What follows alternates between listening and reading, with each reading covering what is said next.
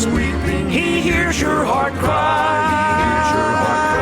In Jesus our Lord, the soul never dies, for He is the resurrection and life. Our loved ones shall rise.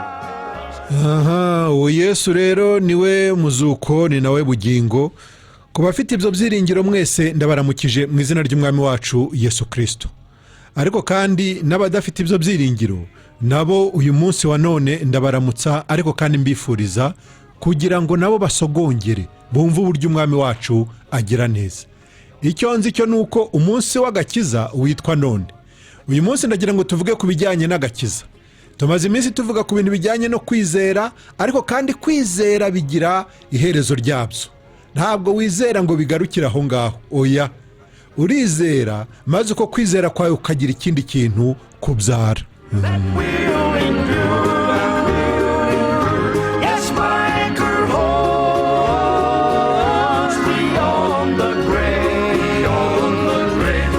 Jesus our Lord, the great resurrection is mighty to save, is mighty. Kwizera kugira icyo kubyara. Uko icyo kubyara rero si ikindi, nicyo cyitwa agakiza.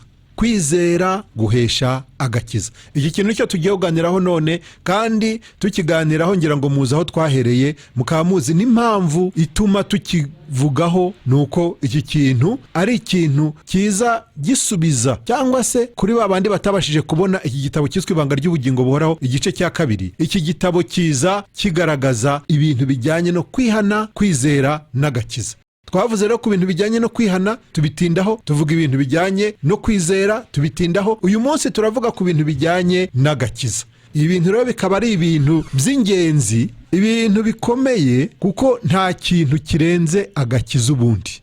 Nta kintu kibaho mu buzima bw'abana b'abantu, nta n'ikintu umuntu ashaka. Ndavuga umuntu uri hano ku isi, kuko warangije kuyivaho we nta kandi gakiza aba agikeneye. Ariko umuntu wese uri ku isi, niba hari ikintu akeneye cy'ingenzi cyangwa se cy'ibanze, niba hari ikintu gikomeye umuntu akeneye, ni agakiza. Agakiza mu buryo bwose. Kaba agakiza ko mu buryo bw'umubiri, umuntu ahora aganya, ahora afite ibibazo. Muri ibyo bibazo rero aba akeneye umufasha. Umufashije rero kuva mu bibazo yari arimo, uwo nguwo rwose amuhindura nk'umucunguzi we, cyangwa se amwita umukiza we. Umuntu ugufasha mu bibazo wari ufite, uwo rwose ni umukiza wawe. Mbese aragukijije, agukijije ibibazo, agukijije ibyago, agukijije amakuba, agukijije urupfu wari ugiye kujyamo. Noneho turavuga agakiza ko mu buryo bw'umwuka. Ese waba warakijijwe cyangwa ntabwo ubizi? Ndagira ngo aka kabazo mukibaze kandi munakisubize. Ntabwo mbabaza kugira ngo munsubize, ahubwo ndababariza kugira ngo namwe mukibaze, hanyuma munisubize. Mwibaze kandi mwisubize.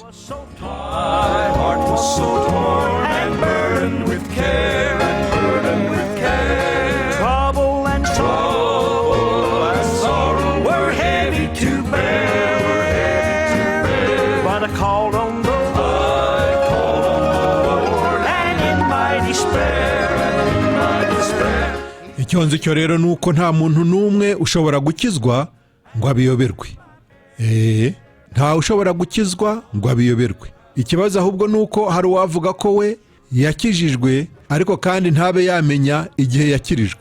Ibyo ngibyo nanone bikaba ari ikinyoma. Ntibibaho. Nta ukizwa ngo ayoberwe ko yakijijwe. Ese ubundi wakizwa utarwaye? Wakizwa nta kibazo wari ufite?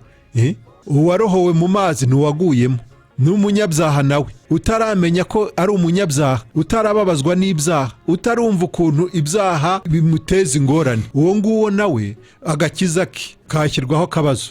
Niba bakurohoye no kuvuga ngo hari ubwo waguye mu mazi, sinzi rero. None icyaha cyo ni inyanja y'ibyaha. Bambe icyaha nyine ni ubuzima bumeze nk'ikisi. Bumeze, nari ngiye kuvuga ngo nase waba waravukiye mu mazi kakurohoramo, oya.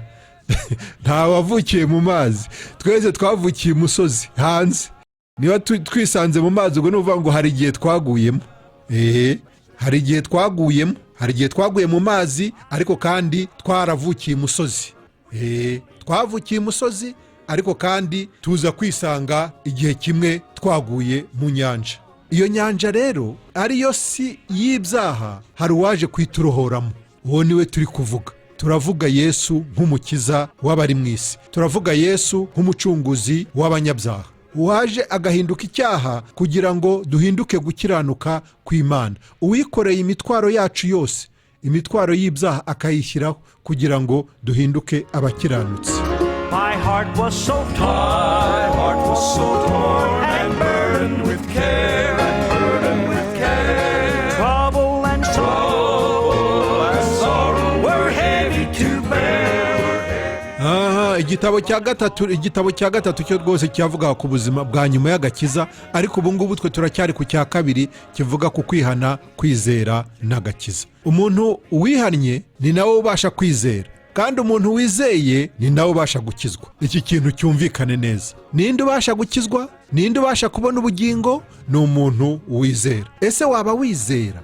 niba wizera ni ukuvuga ko wihannye, ariko niba utizera ni ukuvuga ngo ariko hari abavuga ko bizera kandi batizera.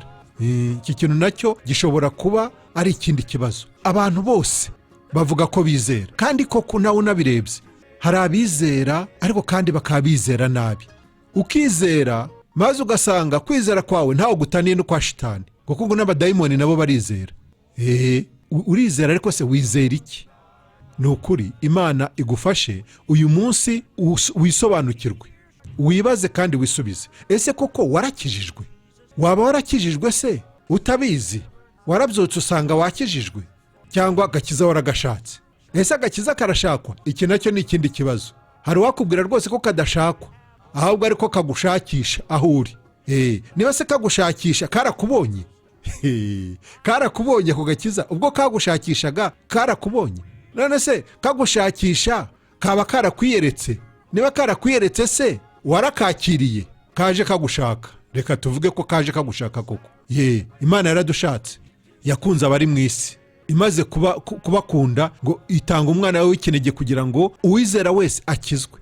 Imana yohereje umwana wayo akaza kugushakisha hano mu isi. yaba yarakubonye? none se amaze kukubona byagenze bite? yarakubonye, nawe uramubona, noneho uramwemerera, kuko we yaje kukurohora, yaje kugukura mu iyo nyanja y'ibyaha wari urimo, urwo rupfu wari urimo, yaje kugukura muri uwo mwijima wari urimo. ese aho umuboneye waramwakiriye? aho umuboneye waramwemereye agukorera cyangwa se agusohorezaho icyamuzanye? iki ni ikibazo rwose ngira ngo wibaze, ariko kandi unisubize. reka dusome ijambo ry'Imana mu Ivanjiri nk'uko yanditswe na Mariko. Ivanjiri nk'uko yanditswe na Mariko igice cya 16 umurongo wa 15 kugeza ku wa 18. Mariko 16:15 kugeza kuri 18 haragira hati: arababwira ati, uwo ni Yesu Kristo. nyuma yo kuzuka kwe, mbere y'uko asubira mu ijuru, arabwira abigishwa be ahangaha, arababwira ati, mujye mu bihugu byose mwigishe abaremwe bose ubutumwa bwiza. uwizera akabatizwa azakizwa, ariko utizera azacirwaho iteka. kandi ibimenyetso bizagumana n'abizera nibi: bazirukana abadayimoni mu izina ryanjye, bazavuga indimi nshya, bazafata inzoka, kandi nibanywa ikintu cyica ntacyo kizabatwara na hato, bazarambika ibiganza ku barwayi bakire. ibi ni ibimenyetso bizakurikirana n'abizera. ariko kandi twumvise ko itegeko ahaye abigishwa be cyangwa se intumwa ze, icyo abatumye ni ukujya mu bihugu byose, noneho bakigisha abaremwe bose ubutumwa bwiza. kugira ngo bigende bite? kugira ngo umuntu wumvise ubutumwa bwiza akizera ahabwe ubugingo buhoraho, mbese mu yandi magambo akizwe. uwizera akabatizwa azakizwa. kubera icyo umuntu abatizwa? umuntu abatizwa kuko yamaze kwizera. umuntu abatizwa agaragaza icyarangije gukoreka muri we, mbese muri we yarangije kwiyanga, muri we yarangije kwivaho, muri we yarangije kumaramaza rwose kwizera ubasha gutsindishiriza abanyabyaha. amaze kumenya ko ari umunyabyaha kandi akamenya ko igihembo cy'ibyaha ari urupfu, nta kindi uyu muntu akora uretse kwiyanga akivaho, noneho akizera utsindishiriza abanyabyaha. uyu nguyu rero umaze gutera iyo ntambwe yo kwihana akizera, nta kindi akora uretse kubatizwa, kubera yuko umubatizo ngo ari ikimenyetso gusa kigaragaza ko twiyemeje gukurikira Yesu aho ariho hose, haba mu mibabaro ye, haba mu rupfu rwe, ndetse no mu kuzuka kwe. ni ikimenyetso yuko twiyemeje gupfana na Kristo tukazukana nawe. niba bizagusaba kugira ngo umene amaraso kubwo kwizera, kubera kwizera Yesu Kristo gusa, niba bizasaba ko umena amaraso tayari, ubwo umuntu wizeye aho ngaho rwose nta gushidikanya aravuga ati yewe kama mbaye niba ari ugupfa mfe ariko ndamwizeye. Abo mu itorero rya mbere ibi ngibi babikoraga ku mugaragaro, ariko kandi umuntu wiyemeje kubatizwa cyangwa se kwatura ku mugaragaro, niyo mpamvu Paulo yanditse iri jambo watuza akanwa ke. Kuko icyo gihe ntabwo ibintu byari bivangitiranye nk'uko bivangitiranye none. Uyu munsi igipagani n'igikristu ni ibintu bivanze ku buryo nta kibangamiye ikindi. Byose mbese birajyana. Urashaka gusenga, senga ntawe ukubujije, ibyo birakureba. Urashaka kwizera ibuye, izera ibuye. Urashaka kwizera igiti, izera igiti. Urashaka kwizera Imana yo mu ijuru, yizera. Urashaka kwizera Allah, izera. Mbese ibintu byose ubu hari umudendezo. Hari umudendezo rwose wo kwizera, hari umudendezo wo gusenga, hari umudendezo, mbese hari umudendezo. Ariko kirya gihe, igihe cya Yesu Kristo, igihe cy'intumwa, ahangaha ibintu byari bibiri kandi bitandukanye. Uri umukristo cyangwa nturi umukristo. Niba uri umukristo, abatari abakristo barakugwa nabi. Mbese urabyatura gusa ubundi babone, bakwereka icyo bari cyo, aho babera akaga.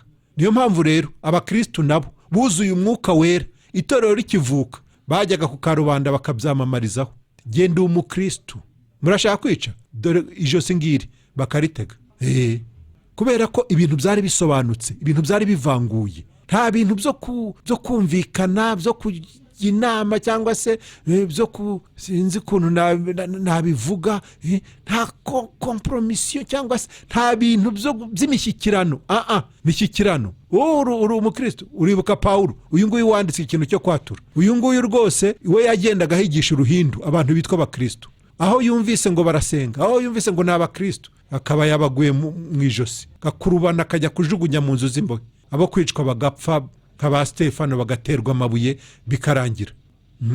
Niyo mpamvu umubatizo ari ikimenyetso cy'icyarangije gukoreka mu buzima bw'umuntu. Muntu ubatizwa utarakizwa, muntu ubatizwa utarumva neza iby'agakiza, rwose wihutiye ikintu utazi icyo ari cyo.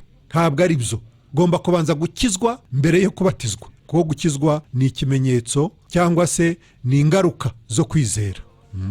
We're heavy to bear, but I called on the Lord, and in my despair. Uwizeye niwe ubatizwa. Yesu aravuga ati mugende mu mahanga yose, mu baremwe bose, mubabwirize ubutumwa bwiza. Uwizeye akabatizwa, uwo nguwo azakizwa, ariko utizera azacirwaho iteka. Kuki Yesu avuga ati uwizera azakizwa ariko utizera azacirwaho iteka? Wowe bakakubwira ngo uwizera utizera warakijijwe. Ako gakiza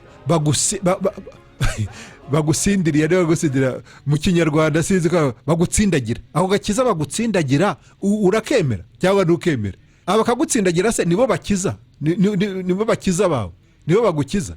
Uwagukijije, ugukiza, uw'Imana yatumye kugira ngo azakize abari mu isi, aravuga ati abarushye n'abaremerewe nimuze munsange ndabaruhura.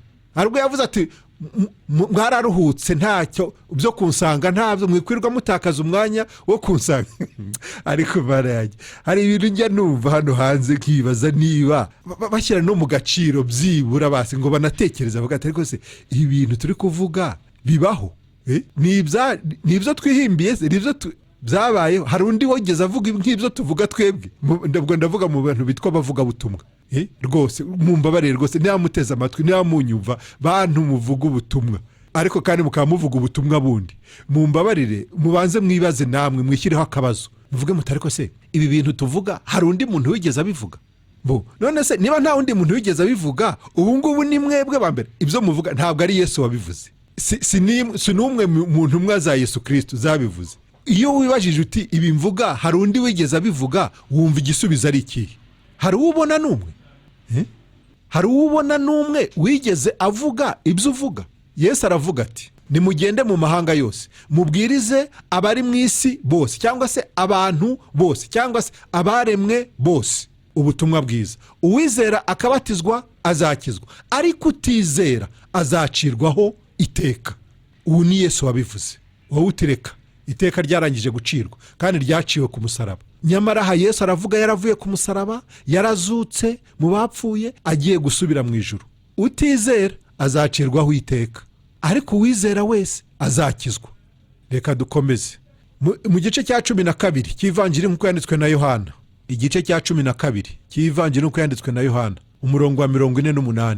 Yesu aragira ati, unyanga ntiyemera amagambo yanjye afite umucira iteka. Ijambo navuze niryo rizamuciraho iteka ku munsi w'imperuka. Unyanga ntiyemere amagambo yanjye afite umucira iteka. Ijambo navuze niryo rizamuciraho iteka ku munsi w'imperuka. Bakundwa mu nteze amatwi muri aka kanya, ndagira ngo mbabwire nti hari ibintu bibiri bibasha kubageraho kuva mwumvise aya magambo. Ikintu cya mbere nshaka kukubwira cyiza ni umugisha ushobora kubonera mu kwizera ubu butumwa bwiza wumvise. Umugisha wa mbere ni ubugingo buhoraho, ni ukubabarirwa ibyaha, ni agakiza kandi kiteka. Ukinga umutima wawe ukakira ubutumwa bwiza, ndakubwiza ukuri yuko bwakuremamo kwizera nyako, bwakubyarira agakiza nyako, mbese ubugingo buhoraho bwabubaye bwawe, ibyiringiro by'ubugingo buhoraho byataha mu mutima wawe. Ariko noneho hari ikindi kintu giteye ubwoba, ni uko uramutse wumvise aya magambo ntuyizere ukayahinyura.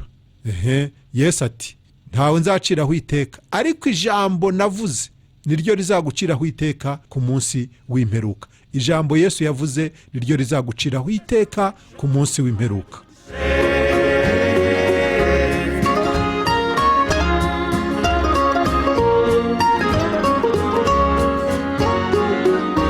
To all those who weep, the Lord draweth nigh, Who to is weeping, He hears your heart cry.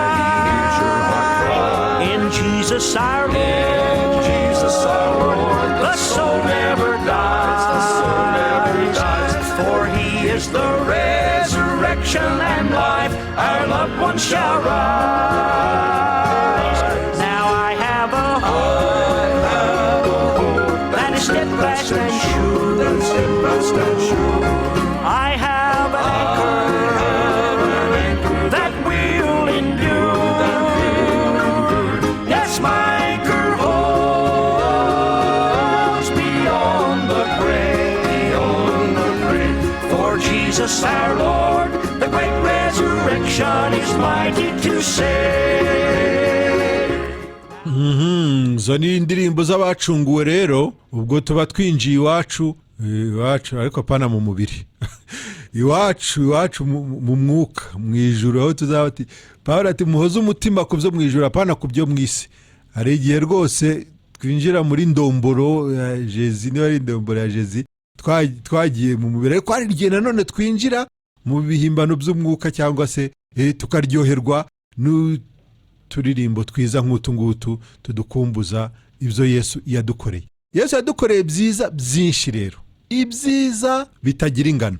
Aravuga ati, mbahaye ubugingo, mbahaye amahoro yanjye, kandi uko nyabahaye ntabwo ari nka kumwe isi itanga. Oya, isi ishobora kuguha ejo ikakunyaga, ariko Yesu aguhaye, niba aguhaye agakiza ke, ni agakiza k'iteka aguhaye. Agakiza ka Yesu ntabwo ari ak'umunsi umwe, si ak'icyumweru, si ak'umwaka, si ak'imyaka 10, ni ak'ibihe bidashira, kuva ukiriho mw'uyu mubiri na nyuma y'ubu buzima bwa hano ku isi. Niba Yesu yaguhaye agakiza ke, ubwo ni kwa heri, ubwo ukaronse nyine kubw'iteka ryose. Ibintu twakunze kubigaragaza, kandi niba ujurira nanone uzambwire ibintu bigusubiriremo neza ukuntu agakiza twahawe ari akiteka. Yesu rero ati, ku munsi w'imperuka rya jambo navuze rizagushinja, iryo niryo rizaguciraho iteka. Wumvise ubutumwa bwiza? Warabwemeye? Oya, ntiwabwemeye? Okay, ubwo butumwa wumvise, iryo jambo rihandi uzavuga uti, iyo menya ko bya bintu ari uku nguku bizagenda. Ariko ngo ntacyo bitwaye abanza sinamenye igaheruka. Yesu rero ati, ku munsi w'imperuka rya jambo wumvise niryo rizagushinja, niryo rizaguciraho iteka. Ariko ku bwanjye rwose ntawe nzaciraho iteka, kuko naje gutanga ubugingo, naje gucungura abantu, naje gukiza abantu, sinaje kubaciraho iteka, naje kubakiza. Ariko kandi agakiza nabahaye, abatarakakiriye, abatarakemeye, rwose abo ngabo birabareba, ntacyo mbese bazireguza. Uzavuga iki? Uzavuga ko wowe utakijijwe kubera yuko bakakwimye, kubera ko agakiza katakugezeho? Karaje ndetse karakomanga, n'ubu ngubu kari gukomanga ku mutima wawe. Uyu munsi wumvise ijwi ry'Imana, ijambo ry'Imana rirakubwira ngo ntunangire umutima, ntiwinangire umutima. Uyu munsi niba wumvise ijambo ry'Imana, ntiwinangire umutima, kuko ushobora kuba ari wo munsi w'agakiza kawe. Naho ku bijyanye no gucirwaho iteka, rwose ntacyo Yesu atavuze. Yesu ubwe akiri hano ku isi niwe wabyivugiye ibyo kumwizera n'abatamwizera, abamwanga n'abamukunda, ikizababaho Yesu ntacyo atavuze. Mu gice cya 3 umurongo wa 18 w'ivanjiri uko yanditswe na Yohana, Yesu ubwe yavuze ati uwizera umwana w'Imana nta teka azacirwaho, naho utamwizera we amaze kuricirwaho. Iki kikumvisha yuko niba wizeye umwana w'Imana akaguha agakiza ke, ni ukuvuga ngo wowe uciye ukubiri n'urubanza rw'iteka. Ukiri hano mu mubiri, nubwo tuvuga ngo tukiri hano mu isi dufashe igihe mu ntambara. Yego, igihe mu ntambara, ariko se intambara y'iki? Yo kutujyana mu muriro, cyangwa yo kutujyana mu irimbukiro, cyangwa intambara ki? Nta ntambara turwana yo kuba twarimbuka cyangwa tutarimbuka niba twarizeye Yesu Kristo. Ni ukuvuga ngo twebwe twarangije gucika ku icumu. Iyo ntambara yo kurimbuka yo ntayo turi kurwana. Oya, yo kurimbuka ntayo ikiriho, ahubwo intambara turi kurwana ni intambara yo kwizera.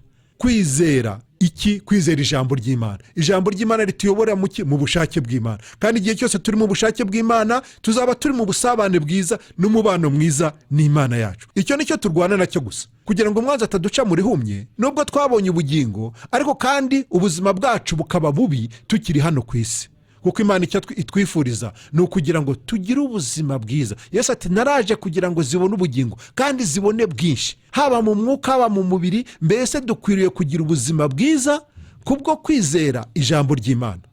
Intambara turwana rero ni intambara yo kwizera. Naho ubundi ibyo gukizwa, ibyo gupfa, kurimbuka, ibyo byararangiye. Kuva wizeye umwana w'Imana, wowe wamaze kubona ubugingo. Ariko kandi utamwizeye, oya, rwose iki nacyo basomeye ubushize muri Yohana 5:26-24, ugati uwizera Imana akizera uwo yatumye, uwizera umwana w'Imana umwumva akamwizera, uwo nguwo ngo yamaze kuva mu rupfu yinjiye mu bugingo.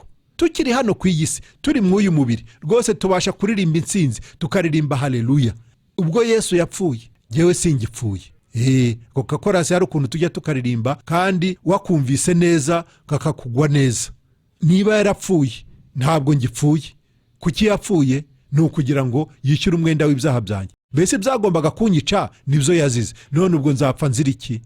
Nta kindi nzapfa nzira. Niba naramwizeye, nkizera igitambo cye kizima, igitambo cy'ibyaha kandi cy'iteka, nkaba narakizeye, ubwo ngiye kwa heri ciye ukubiri n'urupfu cyangwa se n'urubanza rw'iteka.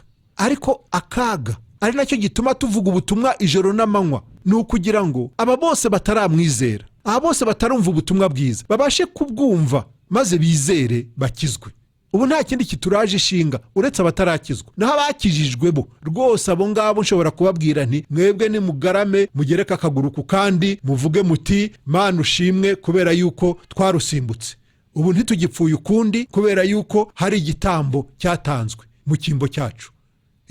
Abo rwose nibishime banezerwe barimbe. Ariko kandi ijambo ry'Imana icyo ribereyeho nanone ni ukutwigisha uburyo twabaho. Aribyo navuze mu gice cya 3 cy'igitabo cyiswe ibanga ry'ubugingo buhoraho, ubuzima bw'umwuka, uburyo dukwiriye kubaho nyuma y'agakiza. Ariko ibyo bidafitanye isano no kurimbuka. Kurimbuka ubwo biba byaribagiranye. Nk'ubu ngubu ugiye kumbwira ibintu byo kurimbuka, rwose ni nkaho ntacyo umbwiye.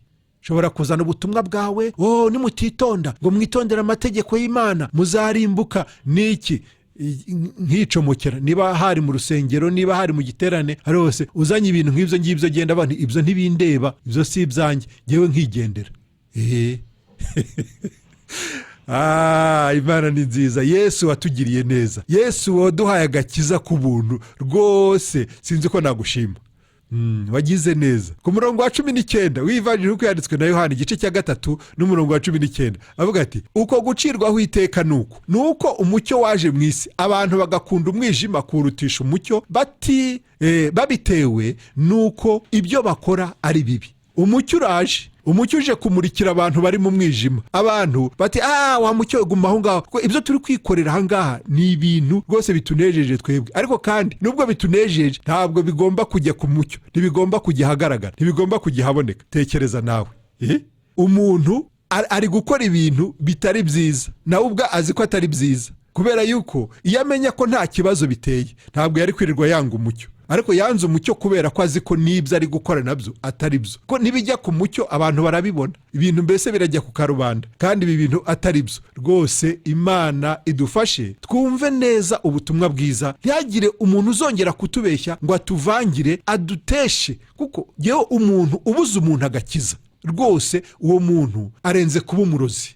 Yewe sinzi uko namwita, sinzi uko namufata. Umuntu uzatuma abantu babura ubugingo yarabijeje ko babufite, kuko ikintu uzi ko ufite ntabwo waba ukigishaka. Nk'ubu ngubu njyewe singishaka agakiza kuko nzi ko ngafite, ariko tekereza umuntu udafite agakiza bakamwizeza ko agafite kandi ntako afite. None umunsi w'urubanza koko uyu muntu naramuka arimbutse azaba azize nde uretse we wamubeshye ko afite ubugingo kandi ntabwo afite?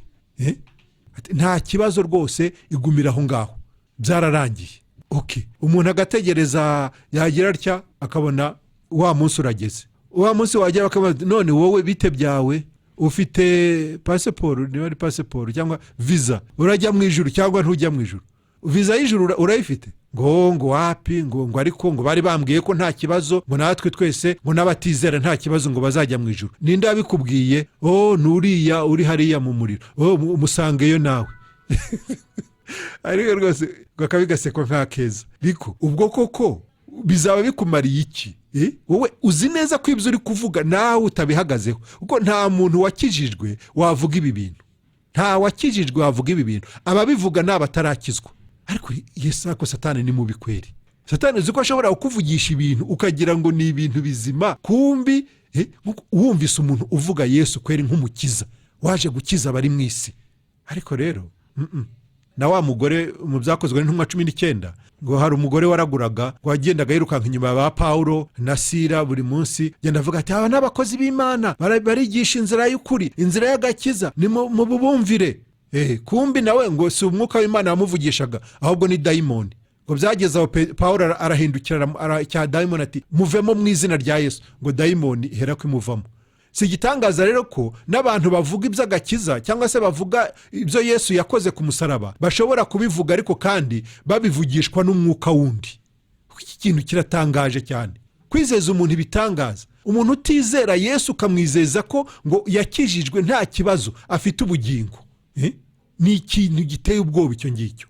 Noneho rero ku munsi w'imperuka bati wowe bite byawe? Ati nukube uriya yambwiye ukunuku, ye numvise ubutumwa buvuga ngo wumvise ubutumwa buvuga ngo. None se ubuvuga ngo bwo ntiwabwumvise? Kuko ntabwo wumvise bimwe gusa, hari ibindi wumvise ariko uhitamo ibyo ushaka. Nk'uko bamwe bahisemo umwijima bakanga umucyo, Imana iboherereje umucyo, ariko kandi uwo mucyo bawuteye umugongo. Batereka wa mucyo barawikumira, mbese niba ari itara barishyize munsi y'igitanda. Ntabwo dushaka umucyo.